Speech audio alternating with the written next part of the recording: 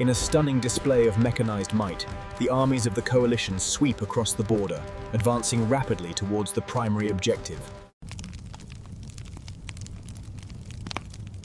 Forget everything you know about happy endings. For years of hell started because a handful of kings and cousins thought war was a fun summer vacation. This is the story of the war to end all wars, the biggest, dumbest miscalculation in human history that changed the world forever. Before we start, don't forget to like, comment, and subscribe to Dumb Historian. It helps keep real history alive, the kind they don't sugarcoat in textbooks. The First World War didn't begin with soldiers or trenches or gas masks. It began with paperwork and pride. In the summer of 1914, Europe was a continent, wired tight with alliances, each one promising to protect the other from attack. It looked stable on paper, like an elaborate game of chess where every piece had a backup plan. In truth, it was a fuse waiting to be lit. The spark came from the Balkans, a region famous for being the place where empires went to pick fights they couldn't finish. On June 28, 1914, Archduke Franz Ferdinand, heir to the Austro-Hungarian throne, was shot dead in Sarajevo by a Serbian nationalist named Gavrilo Princip. It should have been a local tragedy, one more name in a long list of royal assassinations. But the network of alliances turned one bullet into a global chain reaction. Austria-Hungary blamed Serbia and issued an ultimatum so harsh it was designed to be rejected. Serbia, backed by Russia, refused to bend completely. Germany, standing behind Austria-Hungary, promised full support, the so-called blank check. Russia began to mobilize its army to defend Serbia. Germany saw this as a threat and declared war on Russia. France, tied to Russia, joined in. Germany then invaded Belgium to reach France faster, and that brought in Britain, which had pledged to defend Belgian neutrality. Within a week, the continent was on fire. The kings and emperors who ruled Europe were all related cousins, connected by Queen Victoria's sprawling family tree. They wrote each other letters, called each other Nicky, Willie, and Georgie, and genuinely believed they could keep things under control. But the machinery they had, built mass, conscription, industrialized weapons, rail networks for mobilization, had no brakes. Once it started, it couldn't stop. Every nation thought it would be quick. Germany planned to crush France in 6 weeks through the Schlieffen Plan, a rapid sweep through Belgium that would outflank French defenses. France dreamed of a glorious march into Alsace-Lorraine to reclaim lost pride. Britain thought its navy alone could starve Germany into submission. Russia believed its sheer manpower would overwhelm everyone. And Austria-Hungary, old, decaying, held together by bureaucracy, thought it could finally assert dominance in the Balkans. Every one of them was wrong. The generals prepared for a war of movement, not a war of machinery. They wore bright uniforms, carried cavalry sabers, and quoted Napoleon. They believed courage could defeat bullets, that morale could outrun artillery. They had not yet met the machine gun. When German troops entered Belgium, they expected to march through in a few days. Instead, they met fierce resistance from an army smaller, but determined to delay them. The Germans responded with terror-burning towns, executing civilians, and leaving a trail of destruction that shocked the world. It was supposed to intimidate. It only hardened resolve. By the time Germany reached France, the 6-week timetable was already collapsing. The French, beaten back but unbroken, regrouped along the Marne River. There, in early September 1914, they stopped the German advance in a desperate counterattack known as the Miracle of the Marne. The German army dug in, so did the French. The front lines froze. Neither side realized it then, but they had just entered a new kind of war, one that couldn't move. Trenches stretched from the North Sea to the Swiss border. Soldiers dug in, built barbed wire defenses, and waited. The machine gun turned open fields into killing zones. Artillery shells fell by the thousands, churning the soil into mud and blood. The romantic idea of Warthacharge, the heroism, the clean victory, was gone in weeks. The generals, still clinging to 19th century ideas, refused to accept it. They ordered frontal assaults across open ground against entrenched machine guns. Whole battalions vanished in minutes.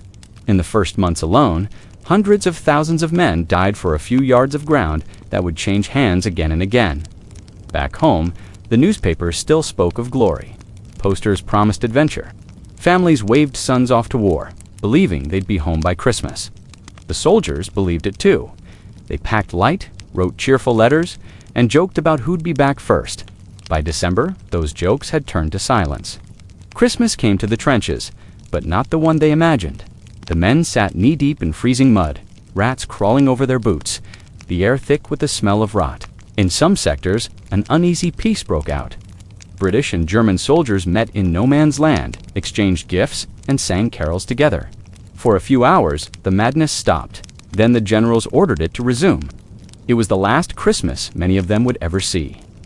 The leaders back in their palaces and war offices still told themselves it was temporary. They called it a war of attrition, as if grinding human lives into dust could be measured like steel production. But by the start of 1915, it was clear this was no summer adventure.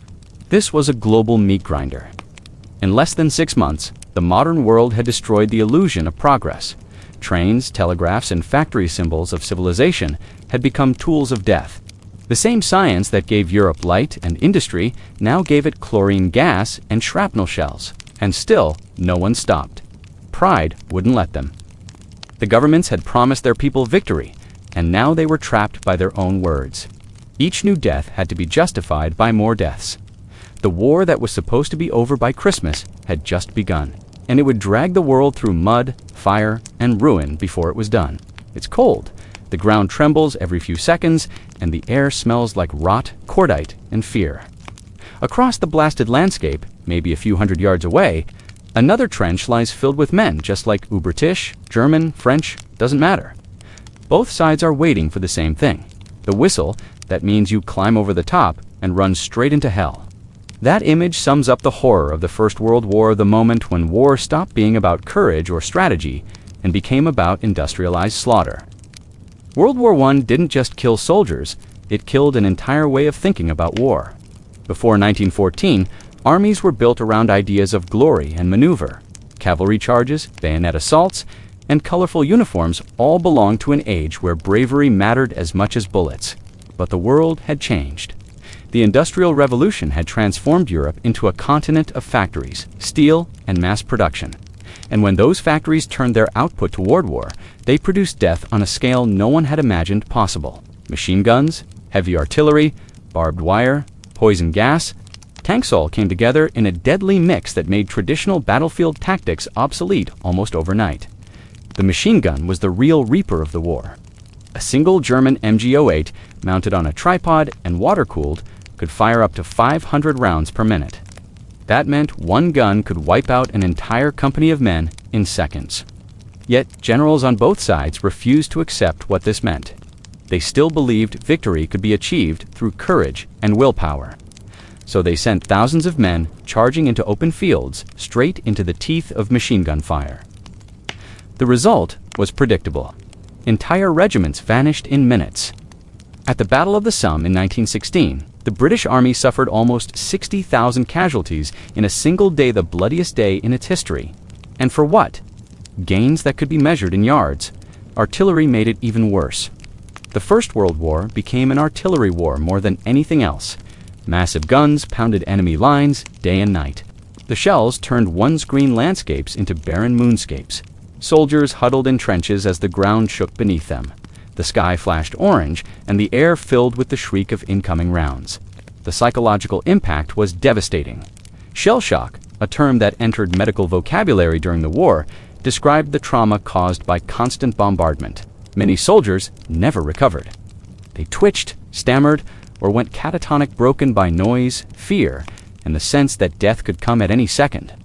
The generals believed artillery could break the deadlock.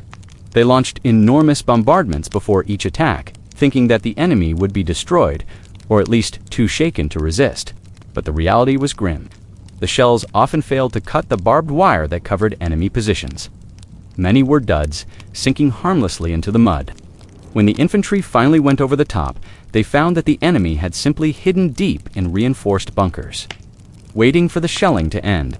Once it stopped, the defenders climbed back out, set up their machine guns, and mowed down the advancing troops. Trench warfare created a new kind of hell. The front lines barely moved for years. Soldiers lived in ditches filled with mud, rats, lice, and corpses. Rain turned everything into sludge. Food was often cold and rotten. The stench of unburied bodies hung over everything. Disease spread quickly. Trench foot, caused by standing in waterlogged boots for days, rotted men's flesh until amputation was the only option. And yet, day after day, they stayed there because there was nowhere else to go. Every few weeks came another offensive. The whistle blew, and men climbed out of the trenches, rifles in hand, stumbling through mud and smoke toward enemy lines. Most never made it more than a few steps. The survivors crawled back at night, numb, filthy, and broken. Letters from the front often spoke in detached tones, describing friends blown apart as if it were just part of life now. For many, it was easier not to feel anything at all. Technology didn't stop there. Chemical weapons added a new level of horror. The first large-scale use of poison gas came at Ypres in 1915, when the Germans released clouds of chlorine that drifted into Allied trenches. The men coughed, choked, and clawed at their throats as their lungs filled with fluid. Later came phosgene, which was even deadlier, and then mustard gas, which caused horrific blisters and blindness. Gas masks were issued, but they weren't always enough. Wind shifts could blow the gas back into friendly lines. There was no control, only chaos. By 1917, both sides were trapped. Millions were dead, yet the front lines looked almost the same as they had 3 years earlier. The war had become a contest of endurance rather than strategy. Whoever could produce more shells, more rifles, more men, would eventually win. That's what made it industrialized slaughter. It wasn't about genius or heroism anymore. It was about who could feed more bodies into the machine. Factories in Britain, France, and Germany worked non-stop. Women replaced men on the assembly lines, churning out bullets and artillery shells by the millions. Railroads and telegraphs moved supplies with precision. The entire economy became part of the war effort. Civilians weren't just watching from home, they were fighting in their own way, producing the tools that kept the killing going. For the soldiers, the war became mechanical. Killing was no longer personal. You didn't see the man you shot, you just fired into smoke. Artillery crews never saw the people they killed. The battlefield became an anonymous machine of destruction. And when tanks appeared in 1916, the machine became literal. These slow, armored beasts crushed barbed wire and rolled over trenches, spitting fire from machine guns. They terrified unprepared troops. But even tanks couldn't end the stalemate right away. They broke ground, but not the pattern. The slaughter continued. The term no man's land became infamous. It was the stretch of open ground between opposing trenches, usually a wasteland of craters, shattered trees, and rusting wire. Crossing it was suicide. Yet countless men were ordered to do just that. Imagine running through a sea of mud with your pack, rifle, and helmet, while bullets hiss past your ears and shells explode around you. You trip over the dead and the dying, and if you're lucky enough to reach the other side, you're met with another wall of fire. That was everyday life on the Western Front. What made it all worse was how little the generals learned. Each offensive repeated the same mistakes. The Battle of Verdun, the Somme, Pas-de-Calais, became a symbol of senseless loss. The phrase "lions led by donkeys" became popular among British soldiers, describing brave men sacrificed by outmatched commanders. And it wasn't entirely wrong. The High Command was slow to adapt to the new realities of modern war. They clung to 19th century ideas while their men died in 20th century carnage. By the time the war ended in 1918, about 17 million people were dead, military and civilian combined. Entire generations of young men were wiped out. Towns in France and Britain lost nearly all their sons.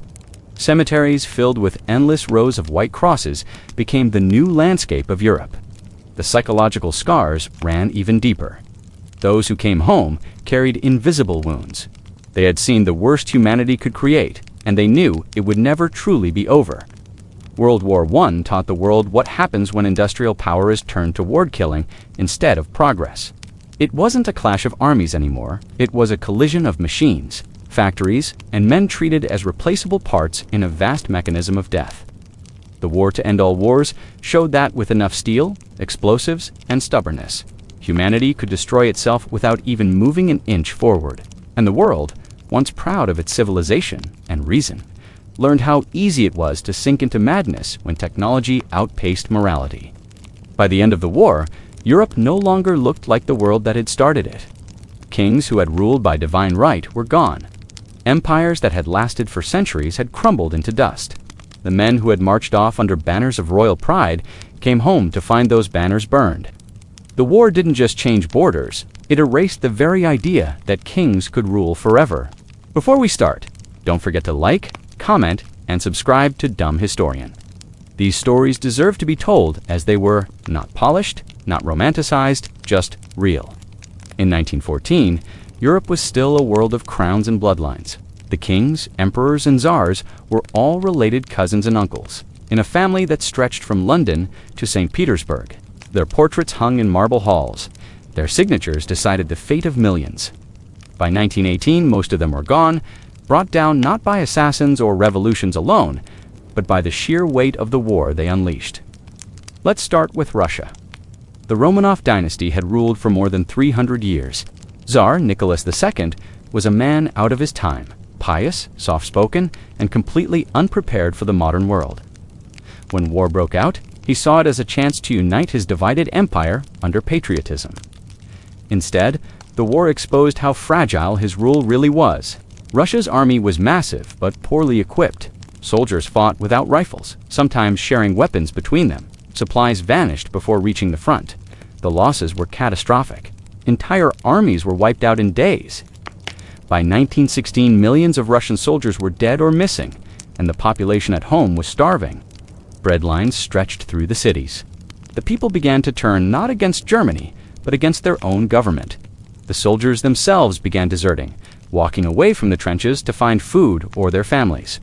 When revolution finally came in 1917, it didn't explode in one moment. It cracked like ice breaking under pressure. Workers went on strike, soldiers mutinied, and the streets filled with protest. Nicholas tried to order his army to crush the revolt, but the soldiers refused. He was forced to abdicate. His family was arrested. The Romanovs didn't just lose a throne, they lost their lives. In 1918, they were taken to a basement in Yekaterinburg and executed by firing squad. The empire that had stretched across 11 time zones vanished overnight, replaced first by chaos, then by something even more radical, the Bolshevik Revolution. Lenin and his followers pulled Russia out of the war and turned the old empire into the world's first communist state. Across Europe, the same pattern played out in different forms. The German Empire, once the proud machine of discipline and efficiency, was collapsing from within. Kaiser Wilhelm II, the man who had promised a quick and glorious war, watched his country starve under blockade. The German people, who had been told they were winning, saw their cities darkened by hunger and strikes. By late 1918, the army was exhausted. Mutinies broke out in the navy, then spread to the streets. Workers took over factories. The monarchy's grip slipped with every passing day. When the generals told Wilhelm the war was lost, he refused to believe it. He tried to rally loyalty, but there was nothing left to command. Germany was done fighting.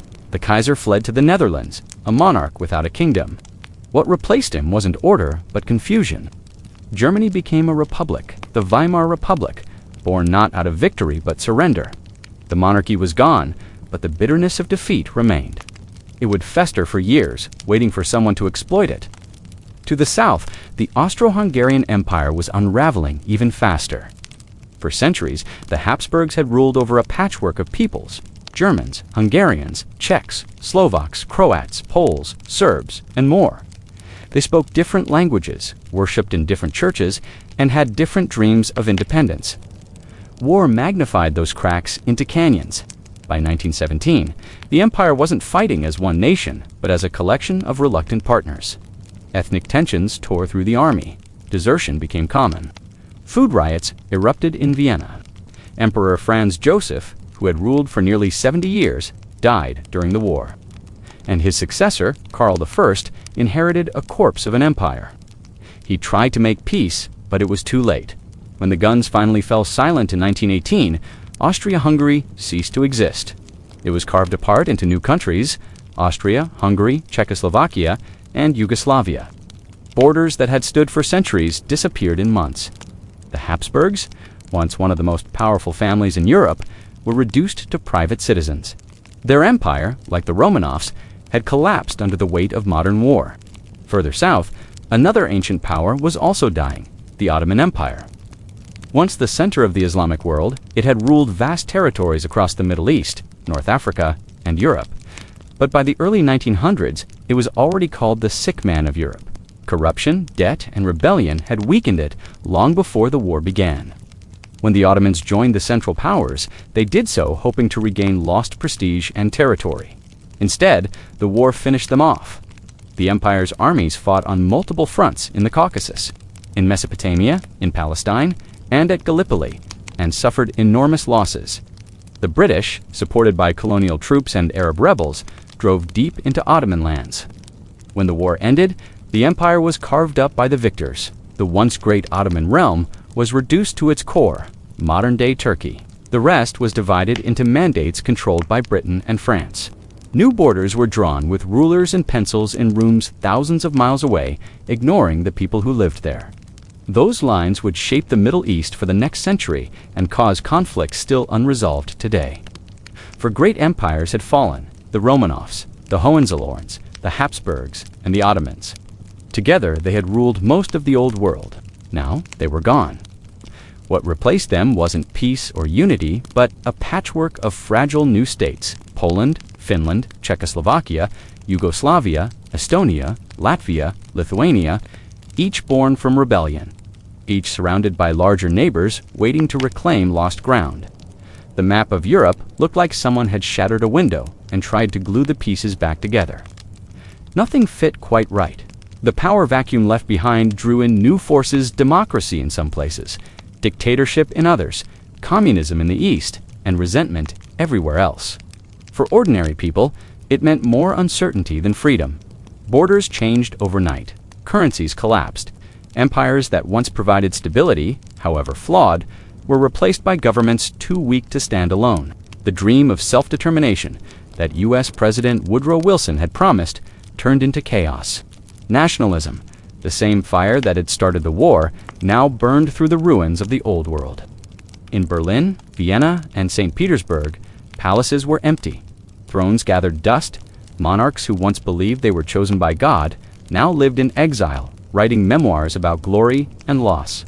But the war had exposed something that could never be forgotten. The divine right of kings was just another illusion that couldn't survive modern firepower. The end of empires didn't bring peace, it brought instability. The men who fought the Great War had destroyed the old order, but they hadn't built anything strong enough to replace it. And in the wreckage of Europe's monarchies, darker forces were already beginning to stir men who promised to restore pride, rebuild nations, and avenge humiliation. The age of kings was over. The age of ideologies was about to begin.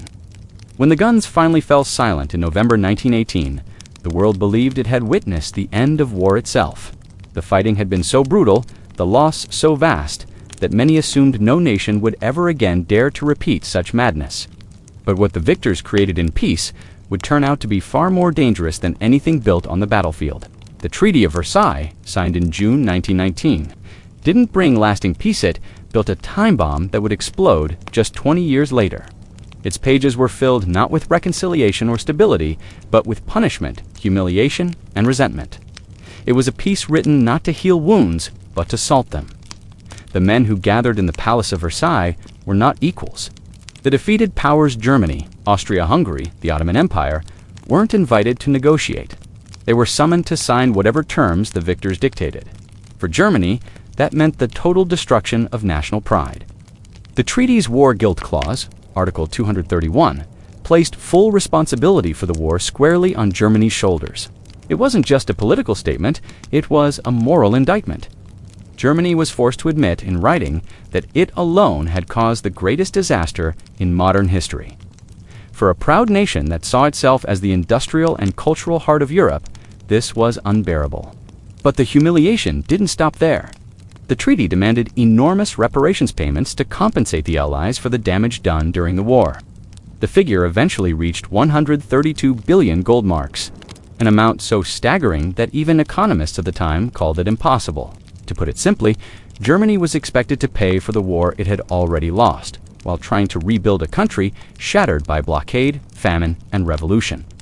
The German economy collapsed almost immediately. Inflation skyrocketed. By 1923, a loaf of bread cost billions of marks. People carried wages in wheelbarrows, and savings became worthless overnight. Families burned paper money for heat because it was cheaper than firewood. These economic horrors weren't accidents. They were the direct result of Versailles. The treaty stripped Germany of vital resources and industries. Its overseas colonies were taken. Its army was reduced to 100,000 men, barely enough to police the borders, let alone defend the nation. The Navy and Air Force were dismantled, and the Rhineland, the industrial heartland of Germany, was demilitarized and partially occupied by Allied troops. For a proud military culture like Germany's, this was a knife to the throat. Generations of Prussian officers had built their identity on discipline, order, and strength. Now, they watched foreign soldiers march through German cities as if the nation were a conquered colony. The politicians who signed the treaty in Berlin were branded traitors. The term November criminals became a rallying cry for extremists. Many Germans refused to believe they had truly lost the war. They clung to the stab-in-the-back myth idea that the German army had been betrayed from within by socialists, Jews, and pacifists who supposedly undermined the war effort. This poisonous lie spread through every level of German society, feeding hatred, paranoia, and the desperate search for someone to blame. Out of this chaos rose a man who understood resentment better than anyone: Adolf Hitler. When he looked at the Treaty of Versailles, he didn't just see a document, he saw an opportunity. He saw a nation humiliated, broken, and searching for meaning. In beer halls and crowded streets, he told the people exactly what they wanted to hear: that they had been betrayed, that the treaty was an injustice, and that he would tear it apart. The anger born in Versailles became the foundation of Nazi ideology. But Hitler wasn't the only one who saw the treaty as a mistake. Even some of the victors realized, too late, that they had gone too far. John Maynard Keynes, the British economist who attended the peace conference, resigned in protest. He wrote that the treaty was a Carthaginian peace, a punishment so severe it would destroy Germany and poison Europe for generations. He was right. The Allies wanted to cripple Germany so it could never rise again. But in doing so, they created the very conditions that guaranteed it would. For the ordinary German life after Versailles felt like endless punishment. Factories closed, unemployment soared, and starvation returned. Veterans who had fought in the trenches came home to a country that despised them. They had risked their lives for the Kaiser, only to be told they were the villains of history. Their medals meant nothing. Their sacrifices were mocked. These men, embittered and disillusioned, became easy recruits for violent political movements. They joined Freikorps, malicious paramilitary groups that fought communists, intimidated politicians, and dreamed of restoring German honor through force. Many of them would later become the backbone of Hitler's storm. In the meantime, the Weimar Republic, the fragile democracy that replaced the German Empire, struggled to survive. Every political faction hated it. The left saw it as weak and corrupt. The right saw it as the puppet of foreign powers. And when economic depression hit in 1929, the already unstable nation began to fall apart. Millions lost their jobs. Banks failed. People turned to extremism not because they loved it, but because they had no hope left. Versailles had taken away their pride, and the Great Depression took away their bread. Hitler promised to give them both back. It's easy to underestimate how deeply humiliation can shape history. The treaty didn't just ruin Germany financially, it scarred it psychologically. Generations grew up hearing that their country had been cheated, not defeated. Every schoolchild learned about the unfair peace. Every unemployed worker blamed the reparations. The bitterness became part of the national identity. When Hitler began to rearm Germany in the 1930s, violating the treaty, openly many Germans cheered, not because they wanted war, but because they finally felt like standing again. The victors of 1918 had failed to understand one simple truth: peace without dignity is only an illusion. They believed they could secure stability through punishment, but all they did was trade one war for another. France wanted revenge for the horrors of the Western Front, so it demanded guarantees that Germany would stay weak forever. Britain wanted to protect its empire, so it went along with the punishment but avoided long-term responsibility. The United States, led by Woodrow Wilson, arrived with noble ideas about a fair peace and self-determination, but even his own Congress rejected the League of Nations. Leaving Europe to sort out the mess alone, the result was a peace so unstable it might as well have been another form of war. The reparations system tied the economies of Europe together in a fragile web of debt. Germany borrowed money from American banks to pay reparations to France and Britain, who then used that money to pay their own debts to the US. When the American economy crashed in 1929, the entire system collapsed. The dominoes fell in perfect sequence, and Germany plunged into chaos once again. By the time the 1930s began, the memory of Versailles was burned into every German heart. Hitler's rise wasn't inevitable, but it was made possible by the anger and despair that Versailles had created. The treaty had promised peace. Instead, it delivered revenge, and revenge in history always demands a second act. The same factories that had been shut down after the war roared back to life, now producing weapons once more. The same generation that had been told to accept humiliation picked up their rifles again, convinced they were finally fighting for justice. The peace that ended the First World War didn't end anything. It merely paused the bloodshed long enough for the next generation to grow up, poorer, angrier, and more desperate than the last. The trenches were gone, but the mindset remained. Versailles had turned Europe into a continent of wounded pride and unresolved hatred. The seeds were sown deep, watered by resentment. And when they finally sprouted, they brought forth the deadliest war the world had ever seen. By the time the guns went silent in November 1918, the world that had started the war no longer existed. The great European empires that had dominated global affairs for centuries were either destroyed or deeply wounded. Britain and France had survived, but survival came at a cost they couldn't pay back. Their economies were hollowed out, their populations broken, and their colonies restless. The center of power began to move west across the Atlantic toward a nation that had entered the war late but would leave it changed forever. Before we go further, don't forget to like, comment, and subscribe to Dumb Historian. It helps keep these stories alive, told the way they deserve to be told, plain, honest, and human. The war had drained Europe. Britain and France had financed their massive armies and navies through borrowing, not production. They took loans from the United States to buy weapons, food, and raw materials. By 1918, both nations owed billions. The once rich imperial capitals London and Paris had become debtors to a country that only a generation earlier they had treated as a rising cousin. The difference between Europe and America was visible everywhere.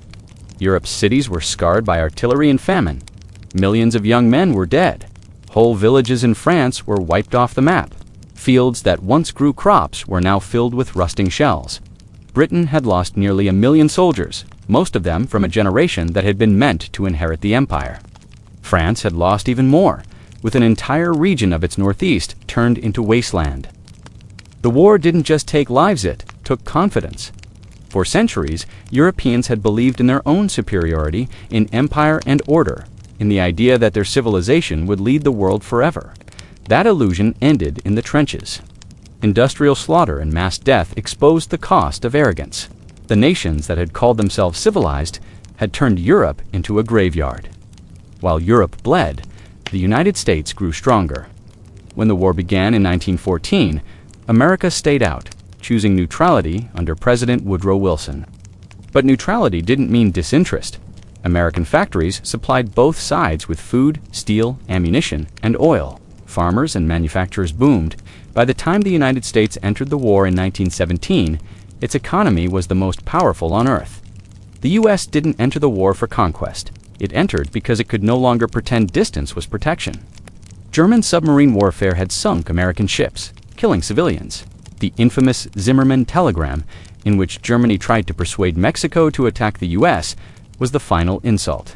But when American soldiers finally crossed the Atlantic, they brought more than fresh troops. They brought the resources of an untouched industrial giant. By 1918, American factories were supplying the Allies with everything from tanks to trucks to canned food. American banks were financing reconstruction before the war was even over. The entry of U.S. troops, 2 million men, by war's end, gave the Allies new energy, both physically and psychologically. The German army, exhausted and starving under blockade, could not match that kind of momentum. When the war ended, the United States stood on a different level. It had lost fewer men, its land was untouched, and its economy had doubled in size. It had become the world's largest creditor. The balance of power that had defined modern history, Europe ruling the world while America stood apart, was reversed. But this new role didn't come easily. The U.S. had to decide whether it wanted to be a global power or return to isolation. President Wilson saw America as a moral leader. He believed the U.S. could use its influence to shape a peaceful world order. His plan for the League of Nations, presented at the Versailles Peace Conference, was supposed to guarantee that no war like this could ever happen again. But the U.S. Congress rejected it.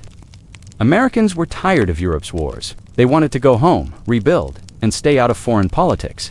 So America withdrew, but the world it left behind couldn't forget its impact. The U.S. dollar replaced the British pound as the backbone of global finance. American companies dominated trade.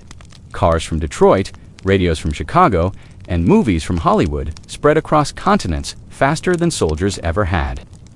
The war had transformed America from a regional power into an economic empire. Europe, meanwhile, was running on fumes. Britain emerged technically victorious, but its empire was fraying. The colonies that had sent millions of men to fit India, Egypt, South Africa, and others were demanding more rights, more recognition. The war had shown them that European invincibility was a myth. The same British soldiers who had faced German fire alongside colonial troops now watched those same men demand equality. The empire's foundation was cracking. France, though victorious, was nearly broken. Its economy was in ruins, its farmland destroyed, and its birth rate shattered. The generation that would have rebuilt the nation was gone. The French government relied heavily on American loans to stay afloat. Even its victory at Versailles was laced with fear that Germany would rise again. Germany, of course, was humiliated. The Treaty of Versailles blamed it entirely for the war and imposed crippling reparations. Its economy collapsed, and its people starved under inflation and political chaos. The monarchy was gone, replaced by a fragile republic that few respected. The seeds of the next war were already planted, waiting for someone to water them. The real power shift, though, wasn't about armies or treaties, it was about perception. The myth of European dominance had been shattered. For centuries, Europe had exported its ideas, its technology, and its power to the rest of the world. After 1918, it began importing them back from the United States. American culture spread across borders faster than diplomacy. Jazz, cinema, and consumer goods became symbols of a new kind of modernity. Europe rebuilt, but it rebuilt with American money, American machines, and American influence. The world's center of gravity had moved across the Atlantic, quietly but permanently. The United States didn't claim colonies or demand tribute. Its empire was built differently through debt, markets, and ideas. American banks replaced royal treasuries. American investors financed reconstruction. American ships carried goods across the seas once ruled by the British Navy. The world had entered an era of soft power before the term even existed. Britain and France tried to hold on to their old influence.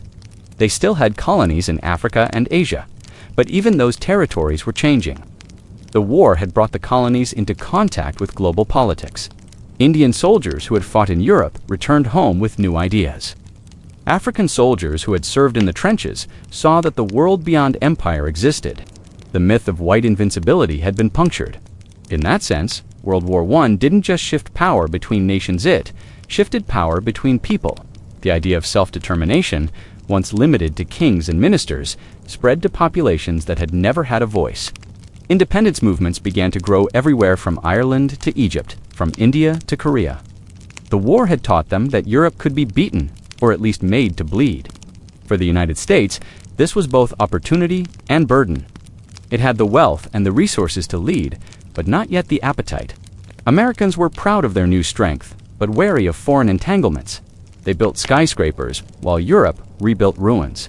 The 1920s became a decade of prosperity for America, time when it could pretend the world's problems were far away.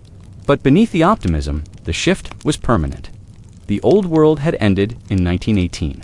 The kings and empires of Europe had been replaced by fragile democracies, struggling economies, and deep resentment. The new world that emerged was one where the U.S. held the keys to recovery. Whether it wanted them or not, the global order now rested in American hands. The war that was supposed to be over by Christmas had done more than destroy Armazit, had redrawn the map of power itself. Europe would never again rule as it once had. From then on, the world would look to the other side of the ocean for leadership, for money, for hope, and eventually for answers. and that how a war fought in muddy trenches a century ago built the modern world we live in today.